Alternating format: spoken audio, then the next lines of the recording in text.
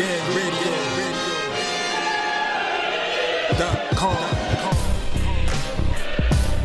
Take over. Last mission. Final boss mode. Yeah, because you can still win wide and don't be impressive, like so. Yeah, very much so. So that's what this was for me. But there was a one impressive fight on that undercard, and it was a long undercard because oh my goodness, all these fights were going the distance except for this one. You know, yeah, it's like the tank card had to be a bunch of knockouts. Yeah, I'm saying. You know, and this one was just like a whole bunch of everyone's going a distance. But one fight that stood out on that card, man, and it's significant because it's going to something else, is Savanah Marshall. Now, for anyone who follows boxing, you know, significantly, Savanah Marshall is the only person right now to inflict a loss of any kind on the record of Claressa Shields in the amateurs. You know, so you know, and she's been great. 8 years ago. What's that? 8 years ago. Yeah, 8 years ago. So while Claressa Shields has, you know, obviously went on to get more attention and, you know, the fights or whatever, Savanah Marshall has been plying her trade, you know, on a very low key thing. So one person went the Nas route, the other person went the AZ route. Yeah. Although technically, AZ kind of got more, had found success faster than Nas did, though. I mean, but that's just semantics. Huh? Yeah. You said AZ had earlier success? Yeah. Than Nas? Mm-hmm. Yeah. You talking about because of Sugar Hill? Yeah. Yeah, the first album did better than Illmatic. Do or Die did better critically, sales-wise than Illmatic.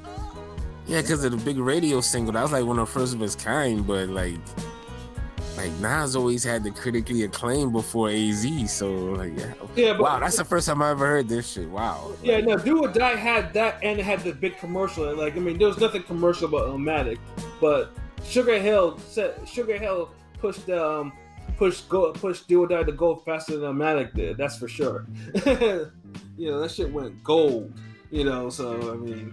But AZ crossed over like faster than Nas. I mean, of course, you could talk about AZ's career. Nigga crossed over once and couldn't stay there, like Nas. Yeah, which is weird. Which is very. Oh man, I don't know. That was just a weird. I'm sorry to just throw everybody off topic, but I'm sorry. That was just like a weird left park fucking interjection this nigga had, like left field. I didn't see that, like. So all right. So one was more mainstream successfully wise than the other when we take it back to Shields and Marshall. Yeah. So like I said, but Savanah Marshall, like as much as Shields kind of downplays that loss or whatever, there's perfect reason, you know, like why she does. Savanah Marshall is also the real deal, and she is she's probably one of the few women fighters out there that really punches. Like, she knows how to punch. She can box and can punch. So there's a reason why she gets brought up. And when her fight with Hannah Rankin on the undercard was a beating and a half. Like, yeah, I'm gonna call it what it was. In basketball pickup game terminology, we call it a 7-up skunk. When you score 7 points on someone and they don't fucking score anything. Like, as soon as you score the 7th point, you say 7-up skunk, and that's it. The game is over. Yeah, that's an embarrassment right there. But if no one says anything, the game keeps going. Or you could call it and niggas be like, all right, fuck it, let's keep going. But it's acknowledged that you lost the first one. So, you know, 7-up skunk, that's whenever I feel the poll topic with the knockout or the 12 zip, 7-up skunk is like the worst of like both, the best of both worlds on that. So you get the shellacking and the KO. and that's what Shorty did. Like, Savanah Marshall, to me, she fights like a hybrid of Tommy Hearns and Pirogue. How she's switching constantly, switching angles. That's quite a hybrid right there. But honestly, like, how else could you describe it? Like, she has her body and her stance similar to like Tommy Hearns. She's tall and lanky like the nigga, so she got that going. She wings shots to the body. She throws like the body hooks like Hearns. It's long and she, they just whip at you. She throws uppercuts pretty. She throws the uppercuts too. She switch stances like Pirogue, and she throws punches from different angles. Like, honestly, the hybrid. Pat, what do you think? Like, I think it works. I see a lot of Pirogue. So I mean, that one I get. So you don't see the Hearns though? Like her whole mannerisms, like, and then the way she was jabbing. Maybe because remember, Hearns is black. He made that shit look smooth. No. Not, I'm not like I had none of that was in my mind. I'm just thinking, like, yeah, I don't know. Maybe I could see it maybe. Did you see the Hannah Rankin fight? No, I did. Yeah, I mean, the Hannah Rankin fight, like I said. What you think, Pat? What you like, Hearns, Pirogue, or? She's more Pirogue, though. I mean, just because her foot movement. That's because the angles and the switching, but right. But as far as her stance and the hooks to the body, like. But her assault was Hearns, like. But I mean, usually I when I think of Hearns, I mean, obviously I think of like real pure one punch power to do it. Like, you do all that, but you lay someone out with one shot. Because that's what we remember Hearns as the end result. But Hearns used to have that whipping snake jab, and he would like to mix it up. He would throw combinations to the body and in the head. Like, he was long. Like I don't know. I just saw that in her. Like Shorty come off looking like one of the damn coming of age characters from a 80s movie, and she's like some awkward tomboy. Yeah. Like, either way, she laid down the hurt on Rankin, and Rankin has fought. Ass. Yeah, let's say, and Rankin has fought Claressa Shields before, and Claressa won a decision. Marshall beat that ass it just a crease, man. Like bruised up her face, all of that shit. Yeah, it's like, and keep in mind, and it's precious to consider that they were fighting 2-minute rounds. So that's what I'm saying. It's like, yo, Shorty made the best out of damn 2-minute rounds, because I felt like she was just warming up the first couple rounds, but by like the fourth round, she was going on all cylinders in her groove, switching. Like, honestly, it was beautiful. I like the boxing. Like, that shit was on point. How she was moving, I kept thinking, damn, like, she's Pirogue Hearns, like everything, the power.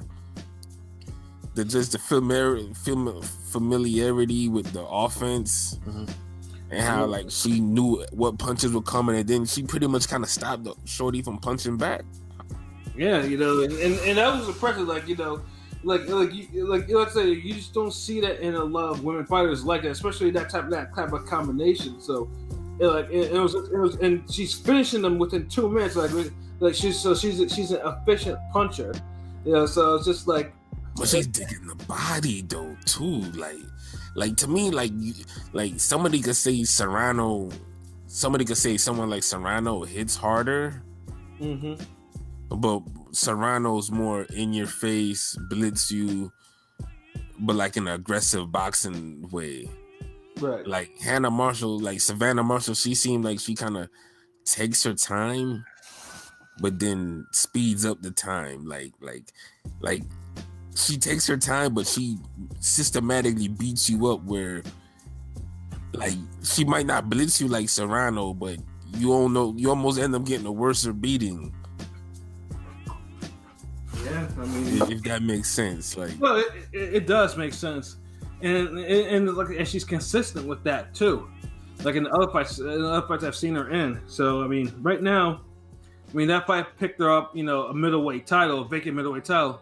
And then Claressa Shields, she commented on it because, it's like, yeah, well, I'm your mandatory now. So, literally, like, this is the fight to make for women's fights. Like, remember, Claressa Shields took a picture with Rankin, and wishing her well to beat, Savanah Marshall. Mm-hmm.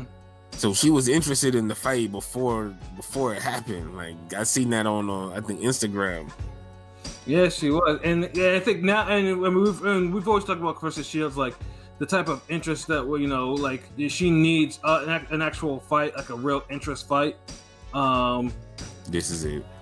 This is absolutely it.